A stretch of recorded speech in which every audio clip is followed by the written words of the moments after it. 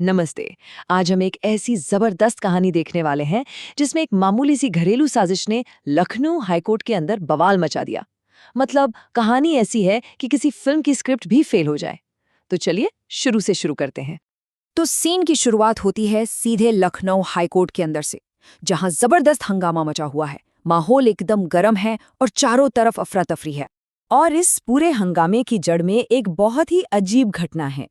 3 police वाले एक वकील साहब के चेंबर नंबर 515 में रेड मार देते हैं। और बस देखते ही देखते नाराज वकीलों की एक बड़ी भीड़ उन्हें घेर लेती है। तो सवाल ये उठता है कि आखिर घर का एक झगड़ा हाई कोर्ट तक कैसे पहुंच गया, और पहुंच भी गया तो इतना बड़ा बखेड़ा कैसे खड़ा हो गया। इस पूरी गुत्थी को समझने के लिए हमें थोड़ा पीछे जाना होगा, जहां से ये सब शुरू हुआ। चलिए आप जरा टाइम में पीछे चलते हैं। तारीख थी 14 जनवरी, जब यह पूरा मामला एक बहुत ही सीधे साधे क्राइम जैसा लग रहा था। अब देखिए, पुलिस की जो शुरुआती रिपोर्ट थी वो तो बड़ी सिंपल थी कि भाई बजरंग दल को एक टिप मिली और मोहम्मद वासिफ के बेटे मोहम्मद वसीम को गैर कानूनी तरीके से गाय का मांस ले जाते हुए पकड़ लिया गया। मामला एकदम साफ लग रहा था। लेकिन जब इसकी जांच हुई तो जो असली कहानी सामने आई उसने सबके होश उड़ा दिए। ये कोई आम क्राइम था ही नहीं, बल्कि एक पत्नी और उसके प्रेमी ने मिलकर अपने ही पति के परिवार को गोकशी के केस में फंसाने के लिए एक बहुत बड़ी साजिश रची थी। तो आखिर ये साजिश थी क्या, और इसे अंजाम कैसे दिया गया? चलिए अब इस पूरी साजिश की एक एक परत को खोलते हैं। इस पूरी कहानी में 3 मेन किरदार हैं। पहली है आमिना, जिसे इस साजिश का मास्टरमाइंड माना जा रहा है। दूसरा है मोहम्मद वासिफ, यानी आमिना का पति, जो इस साजिश का असली टारगेट था। और तीसरा किरदार है अमान, आमिना का प्रेमी, जो भोपाल में रहता है और जिससे आमिना की दोस्ती 2022 में इंस्टाग्राम पे हुई थी। और देखिए, पुलिस का बयान बताता है कि ये कोई पहली बार नहीं हुआ था। आमिना पहले भी अपने पति को झूठे केस में फंसाने की कई कोशिशें कर चुकी थी। सोचिए, एक बार तो वासिफ को 1 महीना जेल में भी काटना पड़ा था। तो मतलब एक पैटर्न तो साफ साफ दिख रहा है। तो ये पूरी साजिश रची कैसे गई? इसे 4 स्टेप्स में अंजाम दिया गया। सबसे पहले अमान ने 2000 रुपए देकर विशाल नाम से बजरंग दल ज्वाइन किया।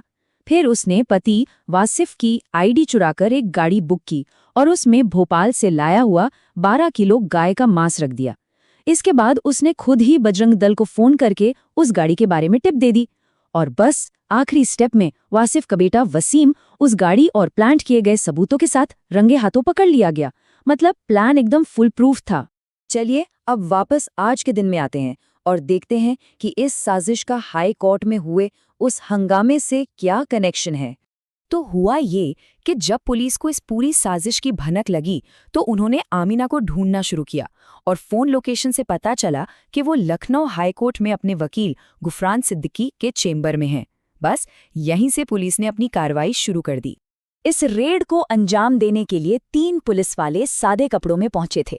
दरोगा उस्मान खान, लाखन सिंह और कांस्टेबल पुष्पेंद्र सिंह। इन सबका एक ही मकसद था, साजिश की मास्टरमाइंड आमिना को किसी भी तरह गिरफ्तार करना।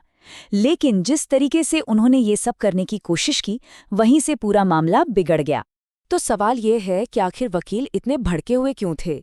देखिए, इसकी वजह थी पुलिस की एक के बाद एक कई बड़ी गलतियां।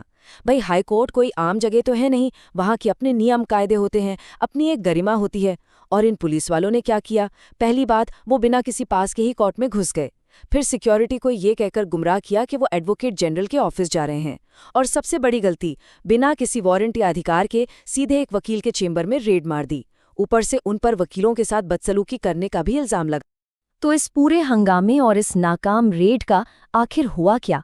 चलिए अब उसके नतीजों पर एक नजर डालते हैं। और इस सारी अफरा तफरी के बीच कहानी में एक और ट्विस्ट आ गया। जिस मुख्य आरोपी यानी आमिना को पकड़ने के लिए ये सारा तमाशा हुआ, वो उसी भीड़ का फायदा उठाकर कोर्ट से भाग निकली। पुलिस के हाथ एकदम खाली रह गए। तो अब इस पूरे उलझे हुए मामले में कौन कहाँ है, आइए फटाफट देख लेते हैं। वो जो 3 पुलिस वाले थे उन पर केस हो गया है और जांच पूरी होने तक उन्हें सस्पेंड कर दिया गया है। जो मास्टरमाइंड थी आमिना, वो फरार है और पुलिस उसे ढूंढ रही है। उसका प्रेमी अमान साजिश में शामिल पाया गया है और वकीलों ने पुलिस के खिलाफ अपनी ऑफिशियल शिकायत दर्ज करवा दी। तो यहाँ एक बहुत बड़ा सवाल खड़ा होता है। साजिश का पर्दाफाश तो हो गया, गलती करने वाले पुलिस वाले सस्पेंड भी हो गए। लेकिन जब इस पूरी कहानी की मुख्य किरदारी फरार है, तो क्या सच में इसे इंसाफ की शुरुआत माना जा सकता है? ये एक ऐसा सवाल है जो इस केस को और भी ज्यादा उलझा देता है।